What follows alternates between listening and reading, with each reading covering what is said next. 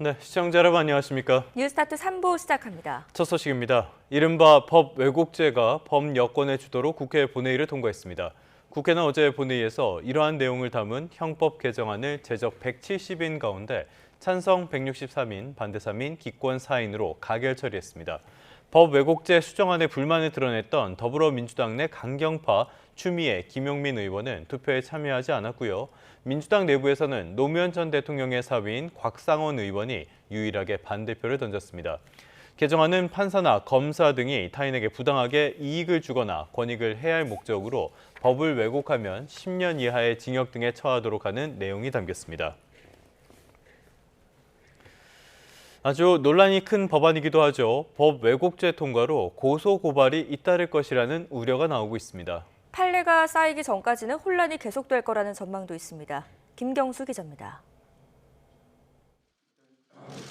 판검사가 형사사건에서 법을 비틀어 누군가에게 죄를 씌우거나 봐주면 처벌한다는 게 법 왜곡죄의 골자입니다.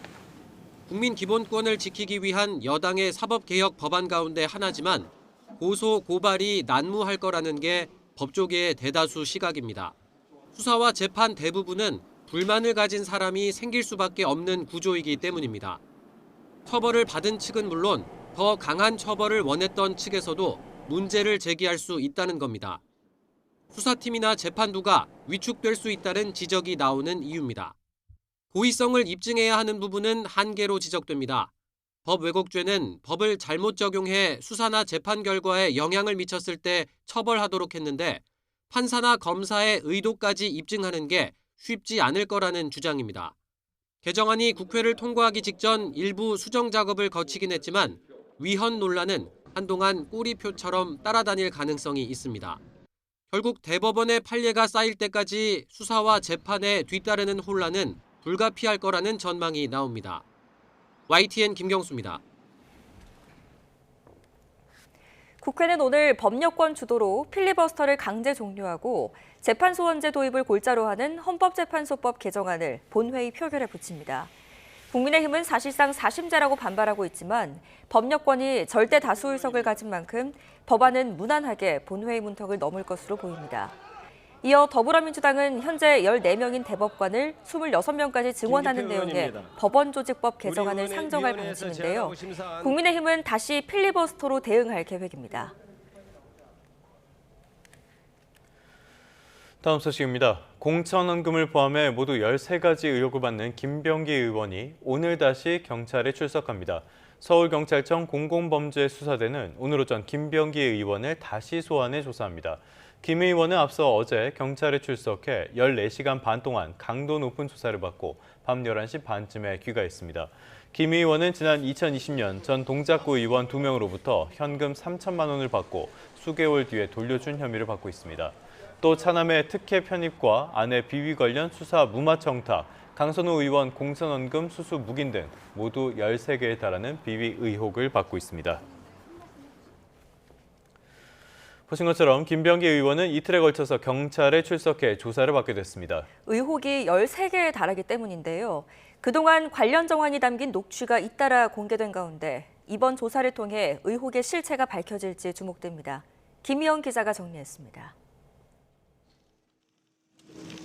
지난 연말 각종 의혹이 불거진 뒤 2달 만에 첫 소환 조사가 이뤄지기까지 김병기 의원 의혹과 관련한 녹취가 잇따라 폭로됐습니다. 김 의원은 아내의 구의회 업무 추진비 유용 사건에 대한 경찰 수사를 무마하려고 청탁했다는 의혹도 받는데 이후 검찰도 내사에 들어가자 증거인멸을 지시했다는 의혹까지 불거졌습니다. 여기에 더해 당시 수사 대상이 된 조진희 전 동작구 의원이 검찰 조사를 언제 받는지 움직임을 확인하라고 지시하는 걸로 의심되는 녹취도 공개됐습니다.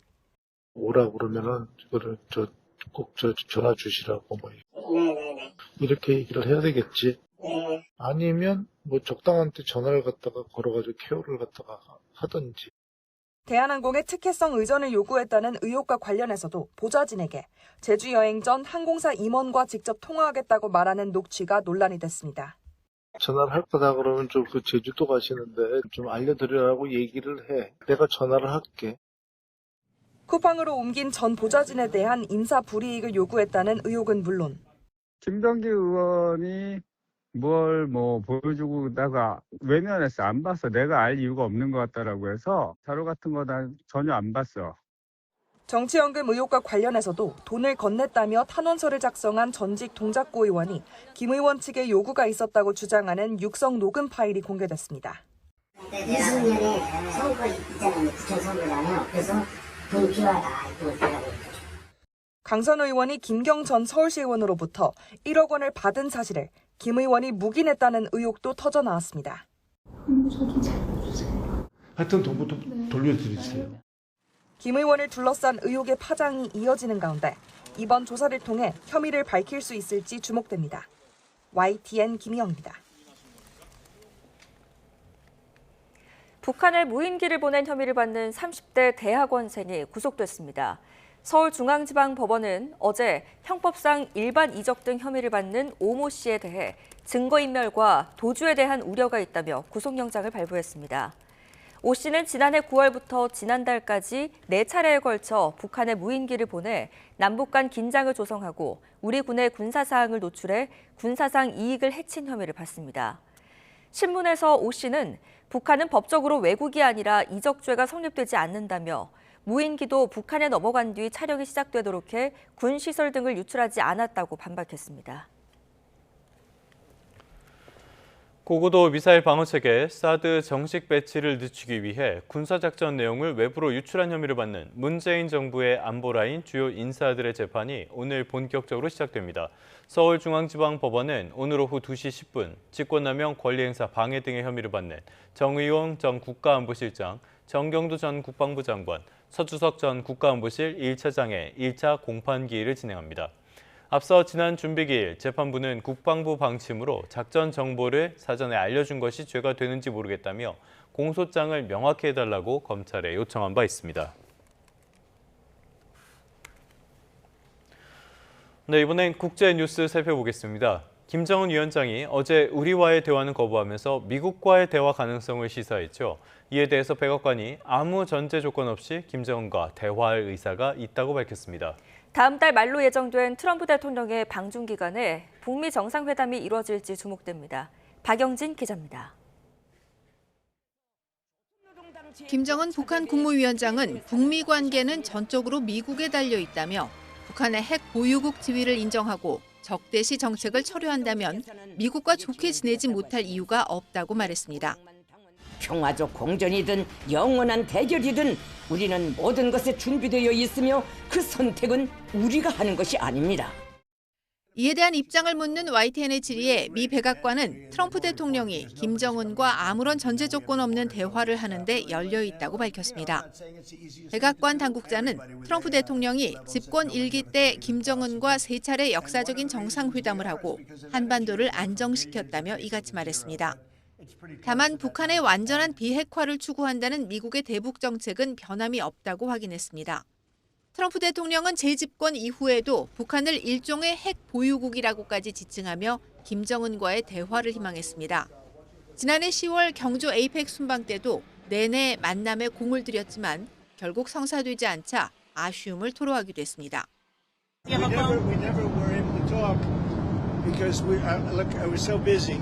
And really, this is why we came. I think it would have been maybe disrespectful to the importance of this meeting if we did that. 하지만 이번엔 북한이 먼저 조건부 대화 가능성을 시사하고 나서면서 다음 달 31일부터 4월 2일까지로 예정된 트럼프 대통령의 중국 방문을 계기로 김정은과의 회담이 전격적으로 성사될 수 있다는 관측이 나오고 있습니다. YTN 박영진입니다.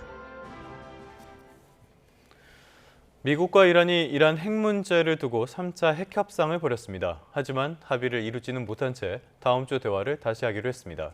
이란은 우라늄 농축의 일시 동결을 제안했지만 미국은 영구적 중단과 주요 핵시설 해체를 요구하고 있어서 양측의 입장차가 큰 상황입니다. 런던 조수연 특파원입니다. 오만의 중재로 간접회담 형식으로 진행된 미국과 이란의 3차 핵협상은 예상보다 길어졌습니다. 양측은 오전부터 3시간 넘게 회담한 뒤 각국 정부와 협의하기 위해 한 차례 정회했습니다. 이후 오후에 다시 협상 테이블에 앉았지만 결국 합의를 이루지는 못했습니다. و خیلی جدی وارد عناصر یک توافق شدیم هم در حوزه هسته‌ای و هم در حوزه تحریم‌ها. 회담을 중재한 바드르 알 부사이디 오만 외무장관은 상당한 진전이 있었다고 밝혔지만 구체적인 내용은 공개하지 않았습니다. 양측 대표단은 각자 내부 협의를 거쳐 다음 주 오스트리아 빈에서 기술적 논의를 이어가기로 했습니다. 이란 측은 미국의 우라늄 농축의 일시 동결과 국제원자력기구 IAEA의 감독하에 우라늄 재고의 농축도를 낮추는 방안을 제안한 것으로 전해졌습니다. 미사일 관련 내용은 빠졌고 영구적인 농축 중단이나 핵시설 해체, 우라늄 비축량 이전은 거부한 것으로 알려졌습니다. 하지만 미국은 영구적인 중단을 원하고 일몰 조항이 포함돼선 안 된다는 입장입니다. 월스트리트 저널은 미국 측이 포르도와 나탄즈, 이스파한 등 주요 핵시설 3곳을 해체할 것과 남아있는 농축 우라늄을 모두 미국에 인도할 것을 요구하고 있다고 전했습니다. This is an extremely complicated subject. And if they make progress on the nuclear front, then they would have to find maybe other formats or additional solutions for non-nuclear disagreements. 협상 당일 미 재무부는 이란과 연계된 외국 테러 조직에 자금을 조달한 스위스 은행에 대한 제재를 추진한다며 압박을 이어갔습니다.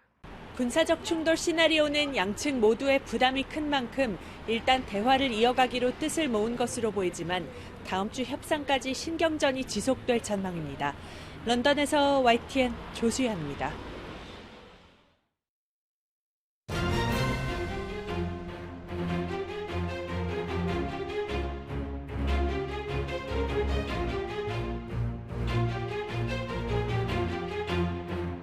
올해 우리 경제는 반도체 슈퍼사이클에 힘입어 더 많이 성장할 거라고 내다봤습니다. 기존보다 0.2%포인트 높은 2%, 낙관적인 전망치를 제시했습니다.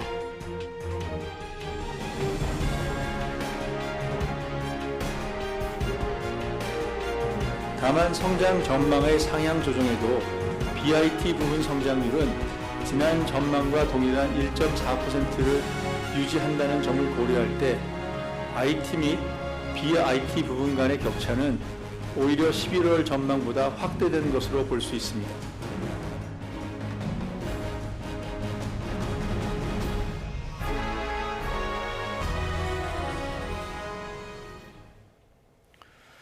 네, 한국은행이 기준금리를 동결하면서 올해 우리 경제의 성장률 전망치를 2%로 높여 잡았습니다. 겉보기엔 좋아 보이지만 반도체로만 쏠려 있다는 점은 한계로 지적됩니다.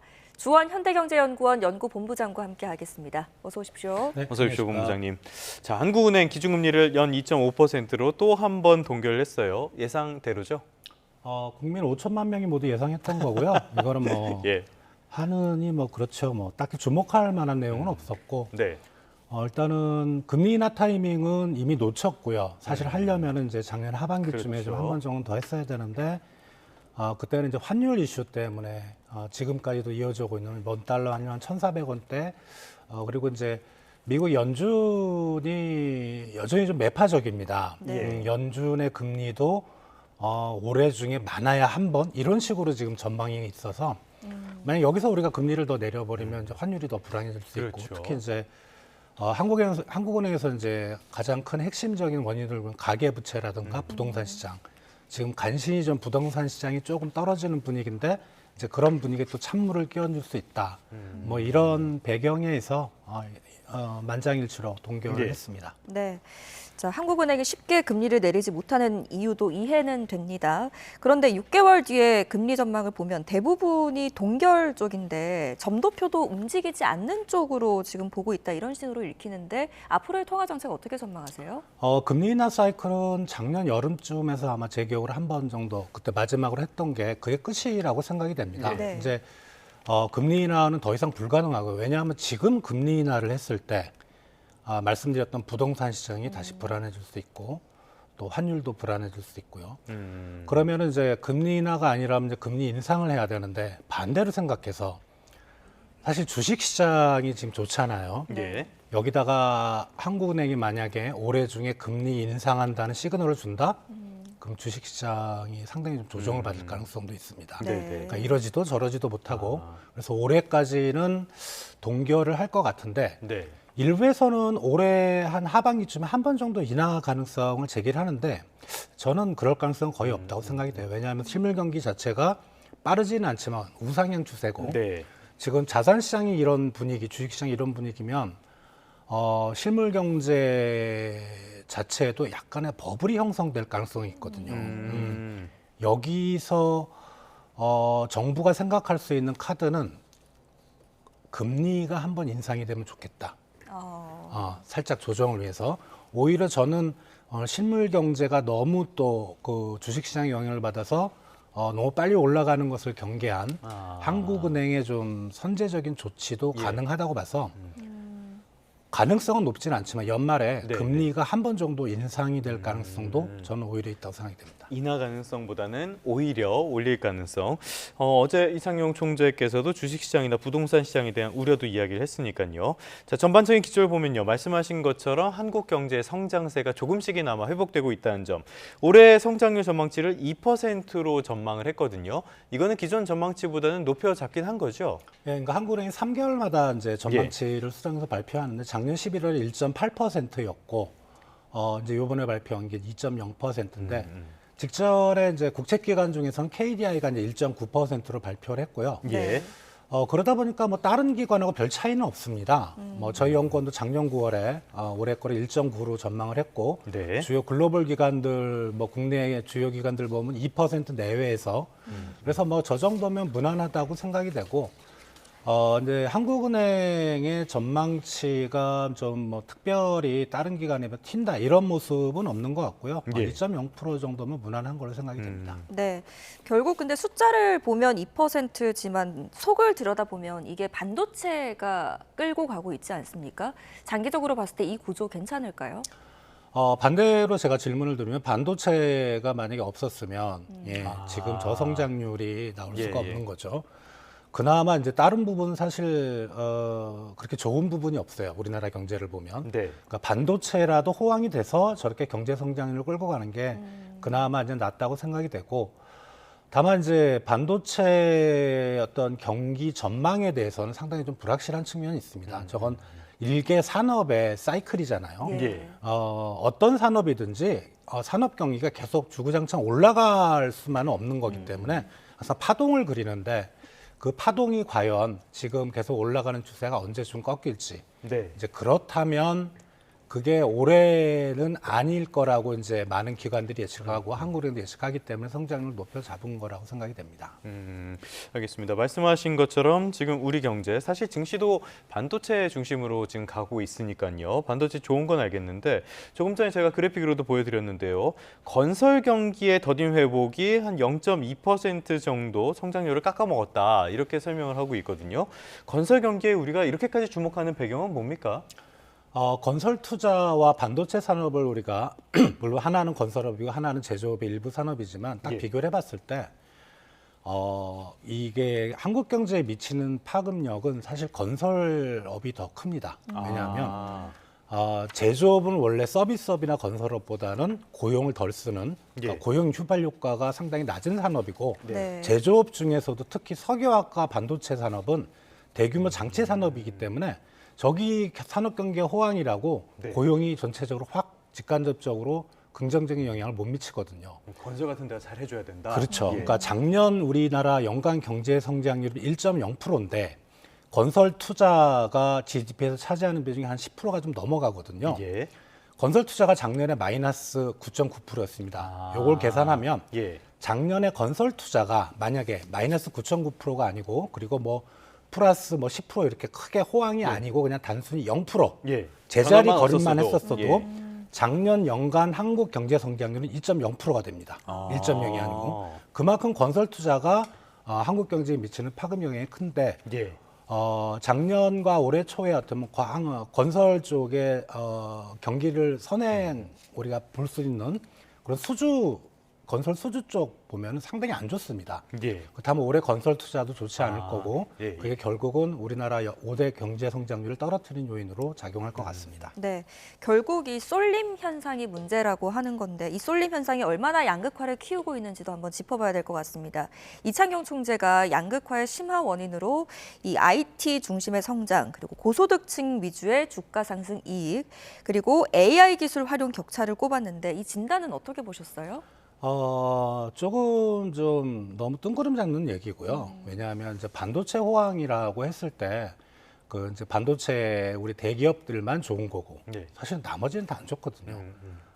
그것 때문에 단순히 양극화가 벌어졌다? 그거는 좀 아닌 것 같고 그리고 주식시장 얘기는 어느 정도 좀 맞는 것 같아요. 우리가 네. 이제 보통 우리 통상적인 그러니까 우리 국민의 서민들 수준에서 주식시장에 투자하는 금액이 예를 들어 100만 원인데 네. 큰 손들 같은 경우 100억이라고 치면 10%가 올랐을 때 서민들은 10만 원 버는 거고 큰 손들은 10억 버는 거잖아요. 네. 예. 자산 양극화, 소득 양극화로 분명히 이어지는 부분이고 AI 쪽은 아직은 조금 그게 이제 AI 기술이 도입이 되고 AI에 대한 기업들의 활용 뭐 이런 것들이 있긴 하지만 그게 과연 양극화까지 벌써 이어졌을까? 그거는 좀 너무 나간 얘기라고 생각이 됩니다. 실제로 AI를 통해서 노동 생산성이 높아졌다 이런 지표는 찾아보기가 어렵다고 하던데 맞습니까? 일부 지금 AI로 생산성이라는 건 이제 돈을 얼마나 버느냐잖아요. 그러니까 우리나라 기업은 뭐 찾아보기가 좀 어렵고 글로벌 기업들도 사실 손꼽을 정도거든요. 예. 그래서 노동 생산성에 영향을 미치려면 그리고 과거 이제 3차 산업혁명 IT 1990년대, 2000년대 초반에 생산성 논쟁도 있었다시피 어떤 기술인지 도입하고 투자가 되고 그게 성과, 즉 노동 생산성으로 이어지기 위해서는 좀 상당한 기간이 필요합니다. AI라고 그게 짧아질 이유는 없거든요. 그래서 아직은 노동 생산성에 큰 영향을 미치지 못한다. 저는 그렇게 생각하고 있습니다. 네. 자, 이 결국 금리는 부동산 시장에도 영향을 미치는데요. 부동산 시장 한번 살펴보겠습니다. 지금 서울의 최상급지로 불리는 강남 3구, 용산구의 아파트 가격이 하락세로 돌아섰다는 소식이 전해지는데 이 지역의 이 오름세가 꺾였다는 건 약 2년 만의 일 아닙니까? 예, 그렇죠. 뭐 계속 우리 나와서 말씀드렸다시피 예. 주간 이제 부동산은 통계가 나오는데 계속 올랐거든요. 네. 근데 이번에 마이너스로 처음으로 돌아섰는데요. 근데 이제 보통 우리 그동안에 올랐을 때는 0. 뭐 예를 들어 뭐 1호 첫 번째 자리까지 플러스가 나왔는데 이번에 서초구만 보면 마이너스 0.02거든요. 네. 소수점 둘째 자리. 그러니까 네. 마이너스 0.0이면 사실 떨어진 건 아니고. 예. 그러니까 지금 서울의 저기 이제 상급지들은 납작 엎드려서 네. 정부를 바라보고 있는 것 같아요. 그러니까 저게 떨어진 이유가 이제 급매물들이 나왔다고는 하는데 사실 우리가 상식적으로 급매물이 많이 나오긴 어렵거든요. 그렇죠. 예. 과거 문재인 정부 때도 이제 규제 정책을 강한 규제 드라이브가 들어가면 급매물들이 나오긴 하지만 일부 급매물이 나오고 나서 그게 이제 올해 5월에 이제 그 유예 조치가 유예 조치가 이제 끝나는데 그 시점을 좀 더 지나서 몇 달까지의 어떤 서울 상급지의 부동산 시장의 어떤 수급 상황을 좀 지켜보면서 우리가 판단을 해봐야 될 것 같습니다. 알겠습니다. 지금 급매물이 나온다라는 얘기가 있고요. 나오지만은 그렇게 큰 영향을 주지 않는다는 이야기도 있고 여러 가지 신호들이 혼재돼서 나와서 더더욱 헷갈리는 것 같은데요. 그러다 보니까 하반기 부동산 시장을 걱정하는 목소리도 계속 나오고요. 지금 시장 상황 어떻게 점검을 하고 전망은 어떻게 봐야 됩니까? 지금 사실 그 우리 과거의 역대 정부들도 예. 봐도 그렇고 주택 가격보다는 사실 전월세 가격을 좀 주목을 해야 되는데 이게 이제 급매물이 나오지만 결국 그 기존에 거둬들였던 시장에 나왔던 매물들이 들어가는 모습도 꽤 있거든요. 네. 그게 결국은 전월세 가격을 올릴 거고 더 중요한 거는 우리 서민들이 서울 상급지의 아파트를 갖고 있지는 않잖아요. 네. 그리고 서울에 직장이 있는 분들 그리고 서울에 가능하면 거주지를 만들고 싶어 하시는 분들은 주로 전월세란 말이죠. 네. 주택 가격도 중요하지만 이게 전월세 가격에 대해서 정부가 좀 더 신경을 쓰고 이게 어떻게 보면은 그 뭐라 그럴까 서민 체감 경기 왜냐하면은 전월세 가격은 이제 주거비가 되는 거잖아요. 그렇죠. 그러니까 자기가 일해서 버는 돈은 그렇게 많이 안 느는데 전월세 가격이 계속 올라가면 서민들의 삶은 팍팍해지고 그래서 저는 개인적으로 전월세 가격을 주로 이제 수도권이라든가 이런 쪽에 전월세 가격을 좀 주목을 하셔야 될 것 같다는 생각입니다. 알겠습니다. 말씀하신 것처럼 전월세 가격이 만약에 하반기에 오르게 된다면은 이거는 앞서서 말씀해 주신 성장률에 내수 경기에도 영향을 미치게 될 테니까요. 정밀한 관리가 필요하겠습니다. 지금까지 주원 현대경제연구원 연구본부장과 함께했습니다. 오늘 말씀 고맙습니다.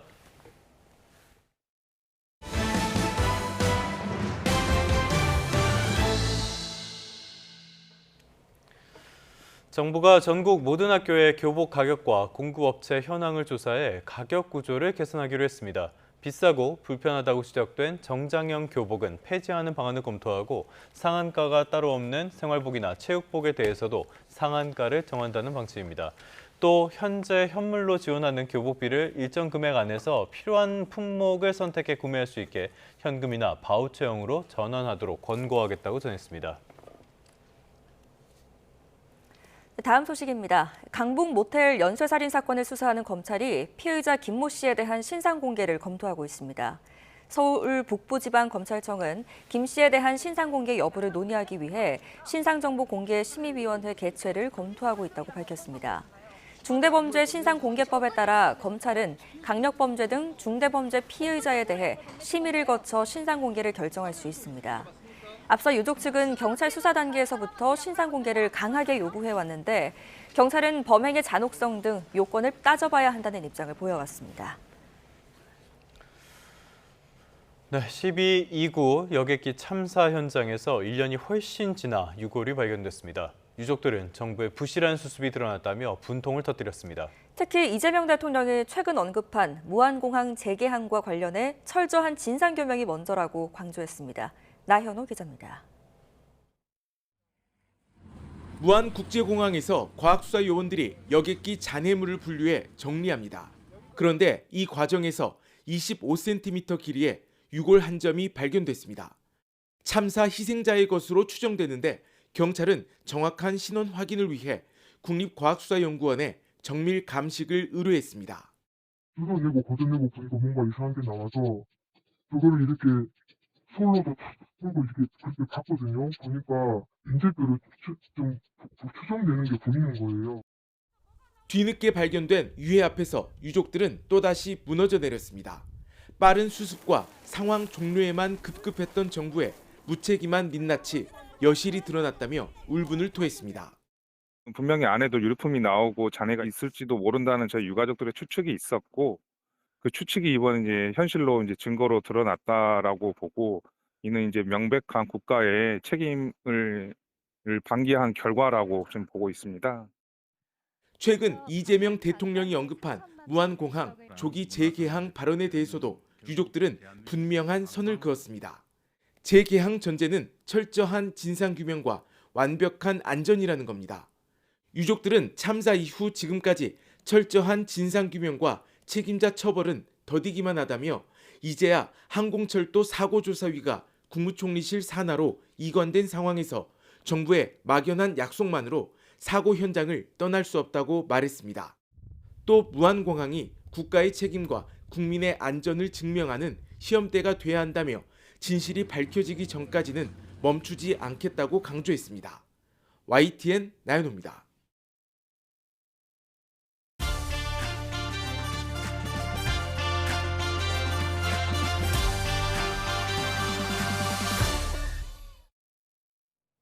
네, 금요일 아침 한 주간의 연예계 소식을 전해드리는 시간입니다. 박찬욱 감독이 한국 영화인 최초로 세계 최고 권위의 칸 국제영화제 심사위원장에 위촉되는 쾌거를 이뤘습니다. 또 민희진 전 어도어 대표가 1심 승소로 받게 될 256억 원을 포기하겠다며 폭탄 선언을 하기도 했는데요. 뉴진스와 관련된 모든 소송을 끝내자고 제안했지만 하이브는 곧바로 290억 원대 공탁금을 내며 맞대응에 나섰습니다. YTN 스타 김성현 기자와 함께 이 내용들 살펴보겠습니다. 어서 오십시오. 네, 먼저 반가운 소식부터 살펴보겠습니다. 한국 영화계에 들려온 소식인데요. 박찬욱 감독이 세계 최고 권위의 영화제, 칸 국제영화제에서 심사위원장으로 위촉됐다고요? 네, 정말 기쁜 소식이죠. 한국 영화사의 또 하나의 기념비적인 기록이 쓰였습니다. 어제 칸영화제 조직위원회는 오는 5월 개막하는 제79회 칸영화제 심사위원장으로 박찬욱 감독을 선정했다고 공식 발표했습니다. 과거 이창동 감독이나 배우 전도연, 송강호 씨 등이 칸의 심사위원으로 참여한 적은 있지만 전체 심사위원단을 이끄는 위원장 자리에 한국 영화인이 오르는 건 사상 처음입니다. 조직위 측은 박 감독의 독창성과 영상미는 현대 영화에 잊을 수 없는 순간을 선사했다며 시대의 질문에 깊이 천착하는 한국 영화의 위상을 함께 조명하게 돼 뜻깊다고 극찬을 아끼지 않았습니다. 박찬욱 감독은 칸 영화제와 인연이 아주 깊은데요. 2004년 영화 올드보이로 심사위원 대상을 받은 데 이어 박지로 심사위원상, 그리고 2022년 헤어질 결심으로 감독상까지 거머쥔 바 있습니다. 이번 심사위원장 위촉은 세계 무대에서 확고해진 박 감독과 한국 영화의 높은 위상을 다시 한번 증명하는 쾌거라 할 수 있습니다. 네, 한국 영화의 위상이 다시 한번 확인되는 순간인 것 같습니다. 반면 이 가요계에서는 또 갈등의 불씨가 계속해서 이어지고 있는데 민희진 전 대표와 하이브 관련 내용 좀 살펴보겠습니다.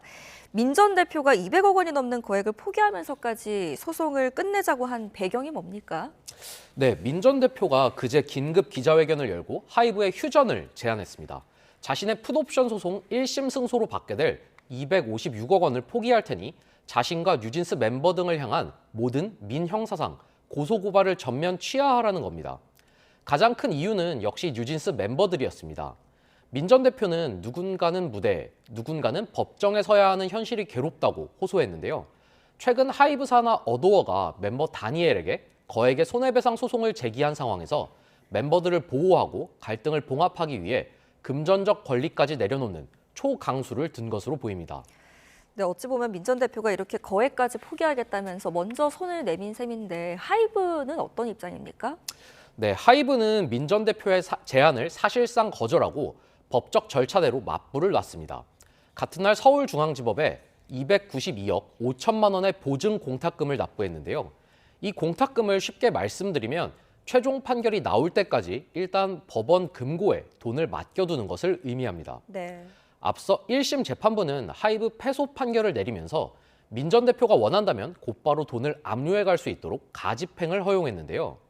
하이브 입장에서는 재판을 계속 이어가야 하니 당장 돈을 내어줄 수는 없는 상황입니다. 그래서 담보와 보증의 의미로 법원에 미리 300억 원에 가까운 거액을 묶어두고 민 전 대표 측의 강제 집행을 막아세운 겁니다. 하이브가 이처럼 거액을 예치하면서까지 1심 판결에 불복해 끝까지 다투겠다는 의지를 명확하게 한 만큼 풋옵션 대금과 뉴진스 전속 계약을 둘러싼 양측의 분쟁은 항소심을 거치며 기나긴 장기전으로 이어질 전망입니다. 네, 자 이번에는 방송가로 한번 가보겠습니다. 무속인들이 출연하는 이 예능 프로그램이 논란이 되고 있다고요? 어떤 이야기입니까? 네, 그렇습니다. 디즈니 플러스 예능이죠. 운명전쟁 49에서 벌어진 일입니다. 무속인 출연자들이 고인의 사주 정보만으로 사망 원인을 맞히는 서바이벌 미션을 진행했는데요. 문제는 이 과정에서 2001년 홍제동 화재로 순직한 고 김철홍 소방교와 2004년 범인 검거 중 순직한 고 이재현 경장의 안타까운 희생을 단순한 퀴즈 소재로 사용했다는 겁니다. 방송 직후 순직 소방관의 유족 측은 제작진이 영웅을 다루는 다큐멘터리라고 설명해서 동의했는데 오빠의 숭고한 희생을 유의로 전락시켰다며 거세게 비판했습니다. 이에 제작진은 사전에 서바이벌 프로그램이라는 점을 설명하고 서면 동의를 받았으나 뒤늦게 전달받은 유족이 있어서 오해가 생겼다며 1차 사과문을 냈습니다. 하지만 논란은 다른 곳에서 더 크게 터졌습니다. 어떤 이야기입니까? 이게 지금 방송 내용 중에 일부 표현이 더 큰 파장을 낳았다는 거죠? 네, 그렇습니다. 순직 경찰관의 사인을 추리하는 과정에서 한 무속인이 흉기에 찔린 상처를 두고 칼빵이라는 저속한 은어를 사용한 겁니다. 진행을 맡은 전현무 씨가 제복을 입었고 칼빵이다라며 저속한 단어를 썼고 다른 출연자인 신동 씨도 이에 동조하는 모습이 여과 없이 방송됐습니다. 네. 이에 전국 경찰 직장협의회는 참담함과 분노를 표출했습니다. 이들은 제복 입은 영웅의 희생을 저질스럽게 희화화하고 명예를 난도질했다며 강력히 규탄했는데요. 특히 대중의 사랑을 받는 공인들이 부적절한 발언에 동조하며 즐거워한 것은 자격 미달이라고 강도 높게 비판했습니다. 이처럼 파문이 걷잡을 수 없이 커지자 전현무 씨 소속사 측은 발언을 정리하는 과정에서 표현의 적절성을 충분히 살피지 못했다며 사과했습니다. 제작진 역시 사전에 마음을 헤아리지 못했고 부적절한 묘사가 등장한 것에 대해 사죄드린다며 재발 방지를 약속하는 2차 사과문을 발표했습니다. 네, 연예인들의 말과 행동이 논란으로 번지는 사례가 계속되고 있는데 이번에는 BTS 정국 씨 이야기로 좀 넘어가 보겠습니다. 정국 씨가 심야에 음주 라이브 방송을 진행하면서 여러 가지 말들을 했다고 하더라고요. 어떤 내용이 있었습니까? 그렇습니다. 정국 씨가 어제 새벽 1시간 반가량 지인들과 술을 마시며 라이브 방송을 진행했는데요. 이 과정에서 흡연 사실을 언급하며 이거 이야기하는 순간 회사에서 난리 날 것 같지만 답답해서 이야기한다며 소속사에 대한 노골적인 불만을 드러냈습니다. 또한 방송 중 지인에게 손가락 욕설과 비속어를 사용하고 이를 우려해 방송 종료를 권하는 팬들에게는 이래라 저래라 하지 말라며 약간은 거친 모습을 보였는데요. 네. 다음 달 20일 정규 5집 아리랑 발매와 광화문 컴백 라이브를 코앞에 둔 시점이라 파장이 커졌습니다. 팬들 사이에서는 아티스트의 압박감이 이해된다는 의견도 있지만 공인으로서 조금은 경솔했다는 우려의 목소리도 높은 상황입니다. 특히 지난해 에스파 윈터 씨와의 열애설 당시에는 즉각 부인하며 강경 대응했던 소속사가 이번 일에는 별다른 입장을 내놓지 않고 있어서 아티스트 관리에 문제가 생긴 것이라는 지적도 나옵니다. 정국 씨는 내 방식대로 살 테니 응원해달라는 글을 남겼으나 현재 논란이 된 영상은 삭제된 상태입니다. 네, 계속해서 이제 논란 소식들 좀 살펴봤는데 이번에는 분위기를 조금 바꿔서 극장가의 반가운 흥행 소식 좀 살펴보겠습니다. 영화 왕과 사는 남자의 흥행 기세가 무서울 정도라고요. 네, 맞습니다. 극장가에서는 그야말로 왕과 사는 남자, 왕사남 열풍이 불고 있습니다. 배우 유해진, 박지훈 주연의 이 영화는 어제까지 무려 15일 연속 박스오피스 1위 자리를 굳건히 지켰는데요. 현재 누적 관객 수는 650만 명을 훌쩍 넘어섰습니다.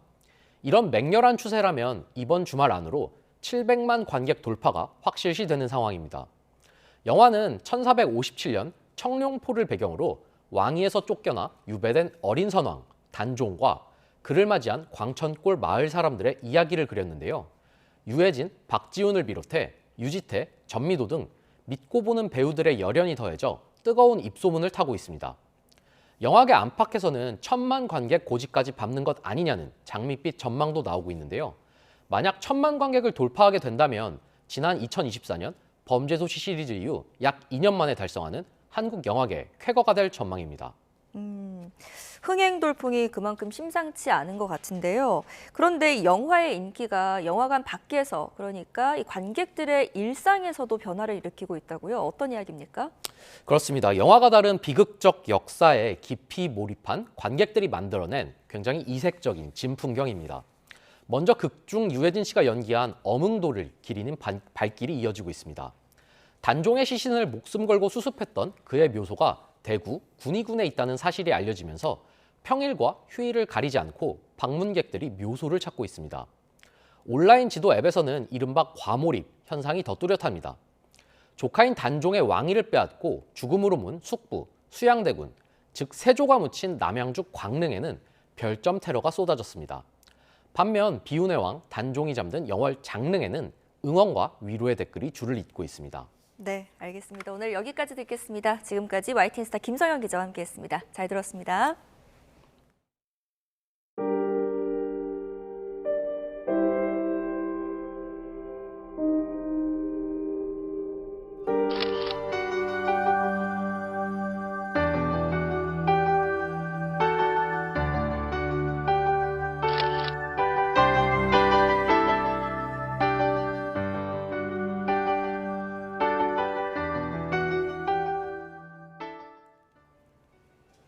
네, 다음 소식입니다. 농촌 마을의 어르신들은 병원 진료를 받는 게 여간 힘든 일이 아닐 수 없습니다. 거리도 멀고 교통수단도 마땅치 않은데 거동까지 불편하면 아파도 참고 마는 경우가 많은데요. 거동이 불편한 어르신들을 직접 찾아가는 의료진이 있습니다. 홍성욱 기자가 만나봤습니다. 오후 2시 마지막 환자 진료를 마친 한의사 유창훈 씨가 서둘러 진료 가방을 챙깁니다. 간호사, 사회복지사와 함께 서둘러 길을 나서 농촌마을로 향합니다. 올해 90살, 거동이 어려운 신동순 할머니 댁을 찾았습니다.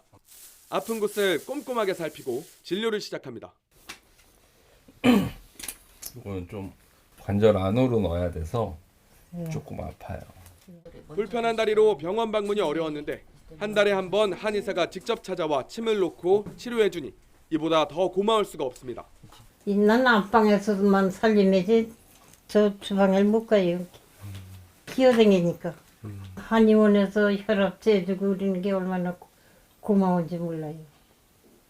잠시 쉴 틈도 없이 다음 환자를 찾아 길을 나서는 의료진. 큰 수술을 받고 누운 자리에서 일어나지 못하는 환자도 꼼꼼하게 상태를 확인하고 침을 놓습니다. 환자 가족들도 한결 마음이 놓입니다. 빨리 호전되는 분들도 있고 뭐 전혀 호전이 안 되는 분들도 있고 워낙 중증이고 고령이시니까. 근데 그분들이 좀 좋아졌다 그러면 그게 이제 좀 보람이 되고 가족들이 좋아하더라고요. 장교의양 수급 어르신들이 가정에서 한의사 진료와 처방, 치료를 받을 수 있는 건 횡성군의 통합돌봄 서비스 덕분. 지난해부터 재택의료센터를 지정해 이동이 어려운 장교의양 수급자를 대상으로 방문진료 서비스를 제공하고 있습니다. 수급자가 아니더라도 거동이 불편한 어르신들에게는 지역 한의원 7곳에서 1차 의료 방문진료를 함께 운영하고 있습니다. 65세 노인 인구가 40%가 넘는 횡성군. 어르신들을 위한 방문진료 사업 정착과 확대를 위해 지역 의사들을 직접 설득했습니다. 그 의사분들을 찾아가서 이런 어떤 현실에 대해서 부탁을 많이 드렸고 지역의 의사분들이 그럼 어떤 우리 행성의 어떤 이런 지역적 특성에 대한 그 방문진료의 수요에 대응하고자 많은 도움을 주셨습니다.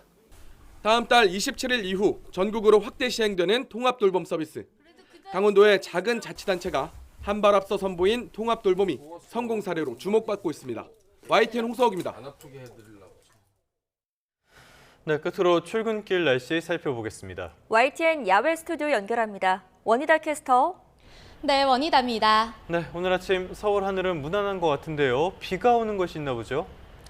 네, 그렇습니다. 밤사이 남부지방을 중심으로는 비가, 강원 산간에는 눈이 조금 내렸습니다. 지금도 남부지방은 저기압의 영향을 받고 있는데요. 비의 양은 적지만 미끄럼 사고가 우려됩니다. 출근길 보행자 안전과 교통안전에 각별히 유의하시기 바랍니다. 네, 그래도 오늘 아침은 추위가 덜 하더라고요. 기온 전망도 자세하게 전해주시죠. 네, 이틀째 아침 기온이 영상권을 유지하고 있습니다. 현재 6.4도를 보이고 있는 서울 기온, 한낮에 15도까지 크게 오르겠고요. 예년보다 온화한 날씨가 이어지겠습니다. 자세한 레이더 화면부터 살펴보도록 하겠습니다. 오늘 오전까지 남부지방을 중심으로는 5mm 안팎의 약한 비가 내리겠습니다. 영동과 부산, 울산, 제주도는 낮까지 산발적으로 이어지는 곳이 있겠고요. 기온이 낮은 강원 산간에는 눈으로 오겠습니다. 오늘 중서부 지방은 하늘이 차차 맑아지겠습니다. 서울 등 수도권과 영서 지방을 중심으로는 건조특보가 지속하겠습니다. 계속해서 불조심하시기 바랍니다. 자세한 지역별 기온입니다. 현재 서울 기온은 6.4도, 청주 8도, 대구 6.6도로 어제와 비슷하거나 조금 높게 출발하고 있고요. 한낮에는 일부 동해안을 제외하고 대체로 온화하겠습니다. 서울 15도, 광주와 전주 14도까지 오르는 등 특히 서쪽 지방을 중심으로는 4월의 초봄 날씨를 보이겠습니다. 당분간 예년보다 높은 기온을 유지하겠지만 일교차가 크게 벌어지겠고요. 3일절부터는 하늘빛이 차차 흐려지겠습니다. 대체 공휴일인 월요일에는 전국에 비나 눈이 내릴 전망입니다. 동풍의 영향으로 당분간 해안가를 중심으로는 너울성 파도가 높게 일겠습니다. 해안가 접근을 자제하는 등 안전사고에 각별히 주의하시기 바랍니다.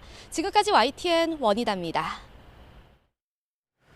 2월 27일 YTN 뉴스타트 모두 마무리하겠습니다. 오늘 아침도 저희와 함께해 주셔서 고맙습니다.